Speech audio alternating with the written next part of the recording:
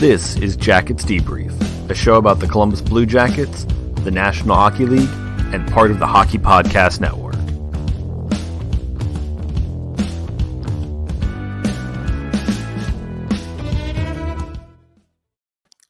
Welcome to the show, everyone, this week. Alexia is here with Midnight, the happiest kitty who wants to kill you. Ow, ow. Let me hold her so everyone can hear the growls. You have anything you want to say, Midnight? Now you're quiet. Ow. It's very scratchy, too. All right, well, soda of the week this week, folks. Soda of the week this week. Jarritos Pineapple. Oh, dear heavens. Oh, dear heavens. She really wants to do that DraftKings thing. She wants to do DraftKings. It's true. Oh, no. Oh, dear heavens. She got away. Oh, my goodness. That cat. The murderous one. All right, let's get this going. Jarritos Pineapple Soda this week. This is, of course, it's the one soda that's an actual cap. Not a twist. Whoa, go. my. Whoa, it's like stop.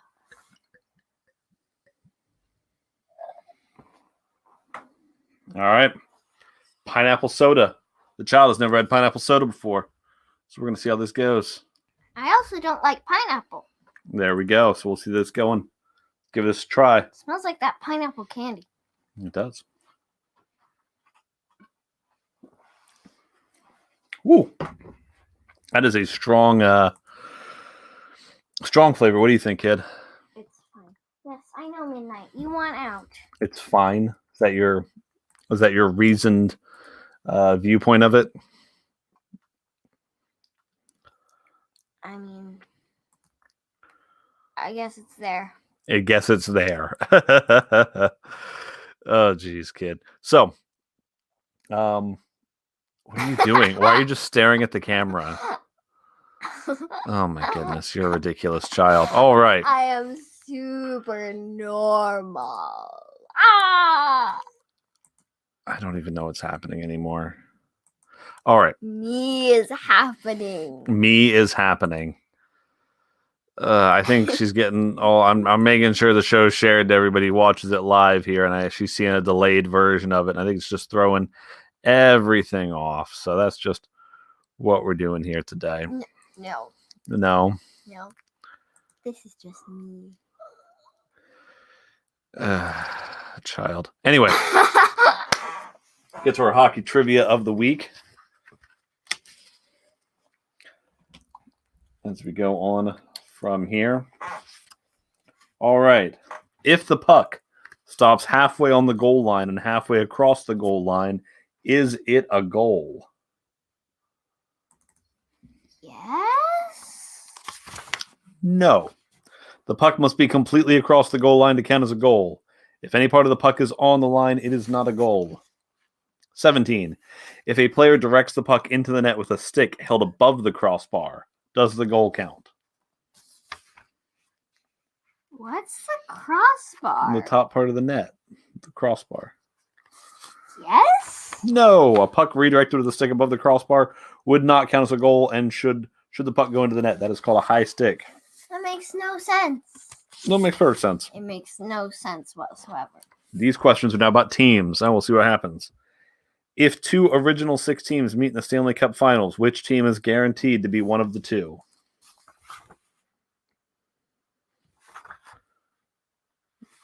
She's not sure, kids. All right.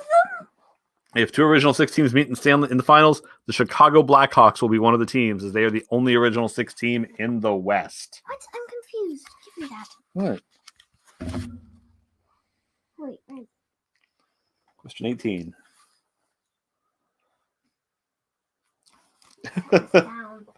What? This makes no sense. They said nothing about Chicago Blackhawks. They're one of the two. They're one of the six original 6 teams. There's original teams? Yeah, we're all learning here, folks. The original 6 teams were the first teams before they started expansion. They are the Montreal Canadiens, the Toronto Maple Leafs, the Boston Bruins, the New York Rangers, the Detroit Red Wings, and the Chicago Blackhawks, as she makes her nee face. All right, take it, Cat. Get out. Come on, cat. Come on, Cat. All right, folks. Oh my crazy eyes. There you are. We were going to use you for the show, but you didn't have. All right. Oh, boy. Well, folks, if you're like me, you've been watching a lot of sports, watching a lot of hockey, trying to get a sense where everything's at, and maybe you think to yourself, you know what, maybe I can take advantage of some of this chaos. And there's a way to do that by playing the daily fantasy games at DraftKings. You never really know who's going to have a big night, who's not. So you got a good chance any given night you're out there. So what you do, you go on, you make your lineup, pick the game you're playing. DraftKings is the leader in daily fantasy sports. They've paid out over $7 billion to all users here. Now that you know how to play, download the DraftKings app and sign up using code THPN. New users will get a free entry with their first deposit. That's code THPN to get a free entry with your first deposit. Only at DraftKings. Minimum $5 deposit required. Eligibility restrictions apply. See DraftKings.com for details. So we had a little day away yesterday. Just kind of got out of the house, got to a kind of a nice little place in the woods, had a pool that was indoors, and kind of got to enjoy that, which was really nice. And I watched the Blackhawks Blue Jackets game, and that was infuriating. It was a rough game to watch. I think the numbers actually tell the story really well of what happened in this one, because when you look at the advanced numbers, like the expected goals for, in the first period, the Blue Jackets were down around 25%. Second period, 35%. Third period, 60% of the expected goals for. And then even in the overtime, I got to refresh this because it doesn't do it as 5-on-5, obviously, but on 5-on-5 in overtime, or in full strength in overtime, 84% of the overtime. So it's something where the first 2 periods, the Blackhawks were a better team. In that third, the Blue Jackets were a better team. And after the game, and maybe it was today during the press availability, Tortorella said something like, I told him just to go out there and play and, not worry about it and stuff. And, I mean, it's a nice thing for him to say, but the way this season's been going, where if you're a young, talented player, if you make a mistake, all right, well, now you're on the 4th line. Now you're benched. Like something that got looked over with the Patrick Laine benching. So Patrick Laine was benched that one game, and we've come to find out later it was because he said something to a coach that was considered not professional or not respectable, that sort of thing. In that same game, Dean Kukin pretty much got benched the rest of the game. And maybe it's just that maybe he smarted off to a coach too, and we just never heard of it. But I mean, that's the thing. I think Torts is in this place where he wants his players to play loose, but he's not letting them. And that's the feeling I get watching games. I mean, if he's saying we're playing too tight out there, it reminds me of the old line from Remember the Titans: attitude reflects leadership. I think Torts is really tight with what's going on, and I think it's creating issues. I think right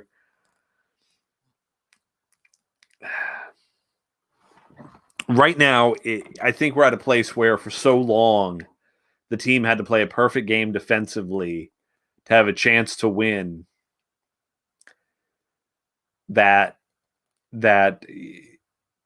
if somebody doesn't seem to play on the better end of defense, maybe that's when he's pulling them. And the thing that's crazy about all of it is, I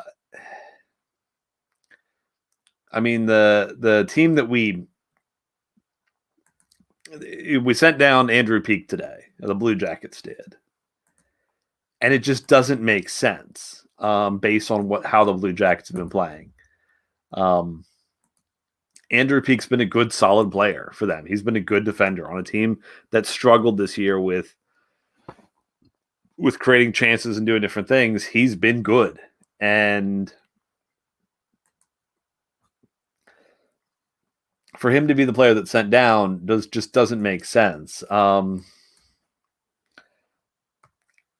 Let me get at my numbers here on this, because it's with players that, because Torts, we've come to become aware that Torts is not a fan of he understands, I think, some of the more fancy stats than people give him credit for. He talks about chances a lot. And so, I mean, giving him that benefit of the doubt, when we look at players who have played 50 minutes with this team, percentage of scoring chances that happen when they're on the ice.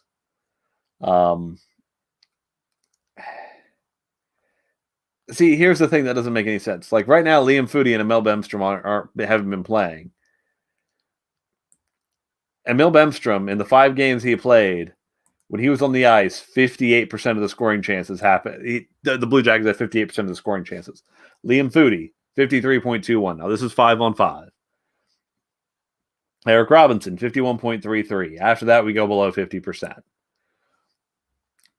So, I mean, to put it in perspective here, Andrew Peak goes down. And this is the thing that's, Andrew Peak goes down.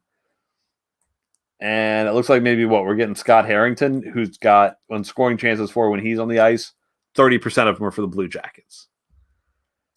I don't understand the logic of what's happening half the time.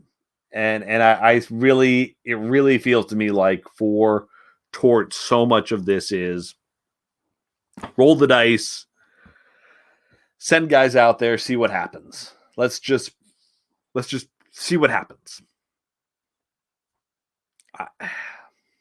It's tough. It's tough to watch this team. It's tough to be right now. It's tough to be into these games because it's just this isn't what I mean, it's not been a great season so far. And I say that, and here's the thing. Looking at it by points percentage, the Blue Jackets are 6th right now. And the thing that's really bad, so I've been talking recently about how the Ides of March are what we need to be looking towards as far as that'll tell us something. One of the teams we needed to catch, Chicago, they're 7-2-1 in their last 10. We're 4-4-2. We're just shredding water at 500. They're gaining points. Since we've talked before, I mean, we're still at that 6th spot, but we've got 5.525 of our points percentage. Chicago's up to a 600. And we've got to catch Chicago. We've got to catch Dallas if the Blue Jackets want a shot at making the playoffs. And I just don't know if that. I mean, if this team doesn't make the playoffs this year, that's not going to be a shock. And I saw people today. I saw one person online. They're giving the idea that this is a weird year. She's not going to fire the coach just for that. And with money being what it is, and the teams aren't bringing in money like they should, you're not going to fire a coach and have to pay him to not coach and all that kind of stuff. I think it's been made clear that the Blue Jackets, they're not the team that's going to go out and just spend money left and right willy-nilly. They're not going to fire a coach just to do it. It's not going to be a thing they're going to do. But what I will say is they are a team that the financial resources are there for them. Here's the thing. John Tortorella's contract is over at the end of this season. If Jarmo Kekalainen thinks that he has lost the room, I think the right move to try and salvage this season is to fire Torts, let one of the assistants, Shaw or whatnot, take over for the rest of the season, see if things pick up. I don't think it's going to be one of those things that they're going to, now that the Montreal Canadiens have fired Claude Julien, I don't think you're going to see the Blue Jackets fire Torts and then go and get like Claude Julien. I think the Blue Jackets are probably going to be this team that's going to do a search once we get into the off season. I mean, you heard me speculate about on the last show that I think if they do fire Torts, they'll go to a European coach, which I think the European season is going to wrap up much earlier than the NHL season this year because of, European league started playing earlier. The NHL had this big delay before this started because of COVID. No, I don't think we're going to bring in somebody from a European, club mid-season or anything, but that's my guess. And I saw them talking about the Claude Julien firing on the NHL Network earlier, and they tied in this interesting soundbite from Shea Weber from the Canadiens, where he talked about how there was just this atmosphere around the team when guys weren't, when guys weren't playing well, when guys weren't,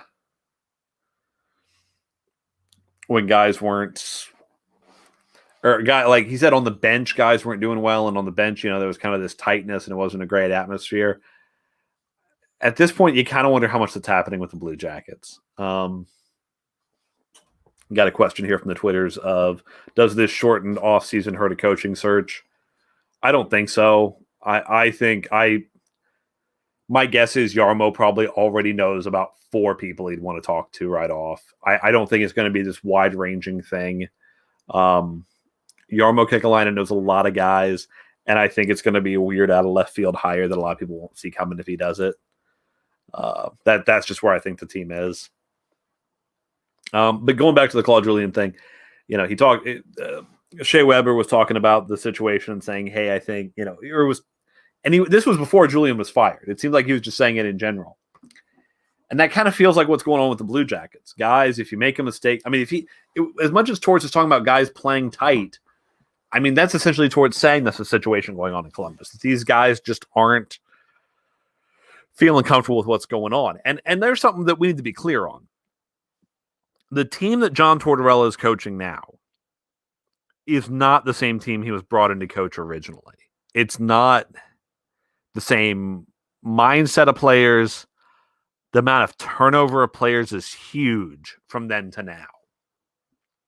So it would not shock me that you have players in there who have seen this team go from being not good to being great, or to being, a perennial playoff team anyway. And so they believe in Torts, even if things don't seem to be going right now, they keep kind of buying in. And then you've got a lot of newer players who are on this team, and it's just not clicking the same way. There's just some disconnect there.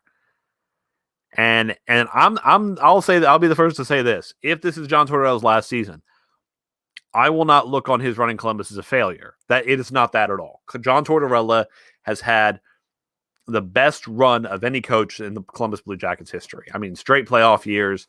He was the coach we needed when we got him. I was not sure if I was fully on board when they hired him. It's been a great run for him in Columbus. This comment coming in from the Twitters here: sign Laine long-term and move on from Torts. Yes. That's really my feeling here. After last night's game, Laine has 2 beautiful goals and then has that assist to Bjorkstrand that tied the game. Laine, and I said this I think I said it on Twitter this morning. I said, the positive right now for Blue Jackets fans is let's get Laine on 8 years at 8, 9, 10. I'd pay $11 million. I don't care. I saw somebody comment along the line saying something like, but he's not a McDavid, or he's not a Matthews, and he's not going to do all this stuff. You know what? It's not like if we give that 11, it's not like we can sit there and say, you know what, we're going to not pay Patrick Laine. We're going to move on from him because when the next Matthews comes along, when the next McDavid comes along, we want to make sure we get that player. That's so out of control of the team. You have no way of knowing if you're going to get that player. That's why, again, the reports where the Blue Jackets were offering Artemi Panarin something like $12 or $13 million a year. When you have a chance to get a player that is truly special, you just sign him. You just do it. And Patrick Laine, does he have the best? We talk about Corsi a lot on this show. Does he have the best Corsi? No. Does he have the best expected goals for? No. You know what he does have? He has a shot that sometimes multiple times in a game, he will score goals and you will just not know what to do. It will be stunning to you.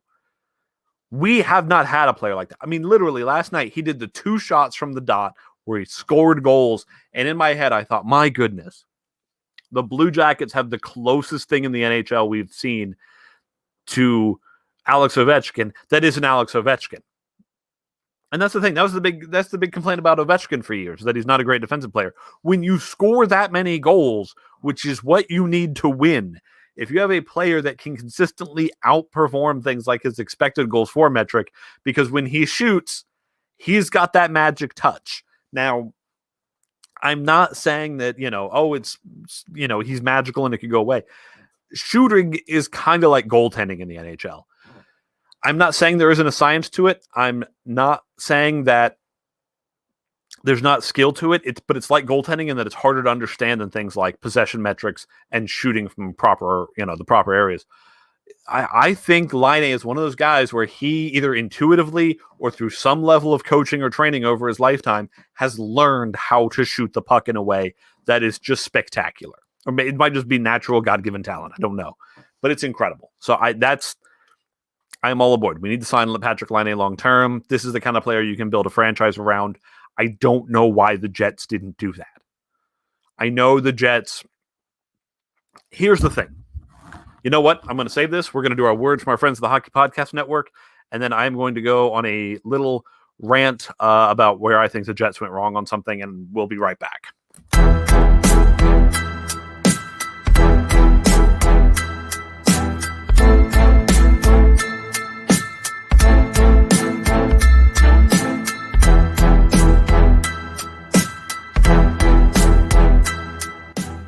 Yeah, it's going to be really interesting. I like Pinto, and I remember everyone and this is the thing that I think Sens fans need to start realizing. We need to stop looking at the draft. We really need to stop looking at a player being like, he was drafted way too early. You know who you can make an argument who was drafted way too late? Mark Stone. 6th round pick, and now he's making $9.5 million. Pajot, drafted I think in the 5th round and making $5 million. Hoffman. Welcome to the Sens Hour Podcast, your number one source for Sens content, part of the Hockey Podcast Network, hosted by Shane from Ottawa and Derek from Muskoka, almost near Leaf Country out here. But I think Clevin was right up there because they traded up to get him with the Leafs. And again, they passed up some talented players for a guy like Clevin. But now Clevin's all of a sudden looking like a talented player himself. Like that goal that he scored in the 3rd game in UND was outrageous. It was just not something you're expecting from the Twitter scouts, especially. Sens Hour Podcast, your number one stop for all your Senators content. New episodes coming at you every Monday and Thursday, part of the Hockey Podcast Network. Have a good one. Stay safe. Take care. All right, we're back. Another Twitter comment here. I see that shot live when talking about Patrick Laine. I'm there with you. I can't wait to see him live. I know they just did the pre-sale stuff. I didn't go in to get tickets. I've said before on the show. And again, everybody's got to make their decisions on how they're handling things. Until I get my vaccine, I'm not going to that stuff just because those are the decisions I've made on how I'm handling things. I believe my wife has a great way of explaining where she's like, I have so much capacity for how many things I can care and worry about. And I've found that going to a hockey game is something where I can fit that in and be like, yeah, I can not go to a game for the time being while we're trying to fix all this. And then next year, and part of it too for me, and here's the thing, if they're able to open up and have everybody in there because we get enough people vaccinated before the end of this season, that would be amazing and wonderful. Being in a half full arena and having to wear a mask and not being able to just do all the things, I'm just going to wait till I can do it the way I want to do it. Anyway, getting into it, I just said it before I was going to go where I think the Jets made a mistake. And honestly, it's a good cautionary tale for the Blue Jackets. So you look at the Jets, and the Jets are a team that in a lot of ways are kind of like the Blue Jackets, and that for a long time they've been, although they haven't made the playoffs as much in recent years, they've been pretty good. They're fine. They're tough, and they have a good solid core of forward depth. Their defense has just been destroyed in the last few years because of different reasons. Strong goaltending, But they are a team that over the years, they just held firm. Oh, we've got a good first line. We've got a good second line. We got a good third line. And when they finally got that kind of potentially transcendent talent in Patrick Laine, we're just going to do this. And he's going to play second and third line. And, second line him. And we'll use him on the power play. And, he's just not in our team concept. And I've heard things like, for the Jets, they have a bunch of guys who are in that $5, $6, $7 million a year range, and they kind of wanted to keep everybody there. And the big guy now is Kyle Connor, who's a great player. I'm not here to disparage Kyle Connor. Kyle Connor's really good, but again, Kyle Connor is not that. I don't think he's in that same way, that kind of same type of player that Patrick Laine can be, where he just tears it up when he gets that, where there's the times where he's that player you need all of a sudden. Again, last night for Columbus was a perfect example of where Patrick Laine is what we needed, and where I think we've gone past our time on John Tortorella. Because with Patrick Laine, we're down, and oh my goodness, this guy can score crazy goals out of nowhere. And with John Tortorella, it's okay. John Tortorella gives your team a certain identity of toughness and strong defense. And here's the thing: when we go this long, and that identity of toughness and strong defense and forward checking isn't there, why do you have a John Tortorella? Don't you want a coach that can add to you offensively, or who's whatever they're doing defensively is actually going to be with the team? And I know people are going to say things about it's a short season. What are we doing here? We're also just hitting into the fact that, guys, that John Tortorella is one of the longer tenured coaches in the NHL. There's a reason NHL coaches don't hang around forever. There's reasons for what's going on there. So that's my general take on it at this point. Sign Patrick Laine long term. If we need to move on from John Tortorella, I want that to happen I would hope sooner than later.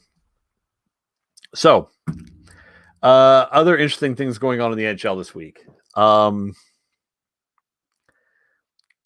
big one that I kind of got to feel like I got to talk about is the Artemi Panarin situation, which is just nuts. For those of you who are not aware, what's happened, one of his former coaches from the KHL alleges that after a game at I want to say it was a club in Latvia, that Panarin, when he was 19, I think, essentially the way the story is told is he just beat an 18-year-old woman, just beat her up. Now, important things to point out at this point. At this point, the original story mentioned how police were involved. The police from the area say there was never something that they were investigated there. The KHL, the league, they state, to our knowledge, nobody ever told us this would happen. If there was no stories of it, other players from that team are saying that it never happened, that sort of thing. So, why does the story come out? And here's the other thing, because I know there's been the big, obviously through Me Too and everything else, there's this big thing about Believe Women, which is something I definitely like to do because, people don't lie about this stuff normally here. There's no woman making the allegations. There's no woman saying Artemi Panarin beat me. There is a coach saying that he said he saw it. A coach saying, oh, yeah, this thing happened. But there's no woman saying this happened. And there's nobody else saying anything like it happened. And theoretically, it would have been a very public thing. Somebody would have seen or said something, I would assume, especially now that the story's coming out. So the question becomes, why even talk about, what happened? What happened here? Well, I think it's pretty safe to say that it's Russia and this is politics. Artemi Panarin. Okay, a little backup story. There is a gentleman who essentially most world governments agreed Russia, Putin and Russia tried to poison him. He was, he was in the hospital for it, and then he went back to Russia, and he was arrested, and he's been put in jail on what pretty much amounts to trumped up political charges. And Artemi Panarin is one of the few Russian athletes who has said anything in support of this man, Navalny. And if you haven't noticed in the past, Putin loves to parade Russian athletes around. He loves the strongman image. He loves the idea of, oh, look at these powerful men who think I'm the powerful man, and powerful men are good. And there was a controversy over Alexander Ovechkin doing something, some type of Twitter post or Instagram that talked about Putin team and all this stuff, just kind of voicing his support for him. But here's the reality. Whenever I've talked about those things in the past, I give those athletes the benefit of the doubt, saying, hey, you're from Russia. You've probably got family in Russia. My guess is you'd like to go back to your home. And Putin is a powerful and dangerous man who doesn't care about doing the right thing. If it means he has power, he'll hurt people. And so it's strange for Artemi Panarin to voice his that he doesn't like Putin, or to voice support for one of his opponents. Even he didn't even technically say, oh no, I don't like Putin. He said, oh, this guy who's an opponent of Putin, he's being treated unfairly. And Panarin decides to take a leave of absence, and nobody's saying what's going on. Just a crazy event. Crazy. I mean, my views can be summed up in this. One, is it possible what they're accusing Panarin of is true? Sure, I don't know the man. I mean, other than that, I like him as a hockey player, and I've not heard anybody say anything bad about him. I would assume he didn't, but it's possible, and that people have sat on this and not said anything. Two, the story's completely fabricated and it's being done for political reasons. Honestly, my strongest held conviction right now is that it's being done for political reasons, regardless of how true or not it is, and that this is a story that was sat on. So that's my viewpoint on that particular situation here. We're coming up on the Ides of March. We've got a couple of weeks. March starts Monday. And at this point, the Ides of March are a big deal for this show, because I've been saying that's when I feel like we will have it kind of just set in. Yeah, the Blue Jackets are going to be competitive, or they're not.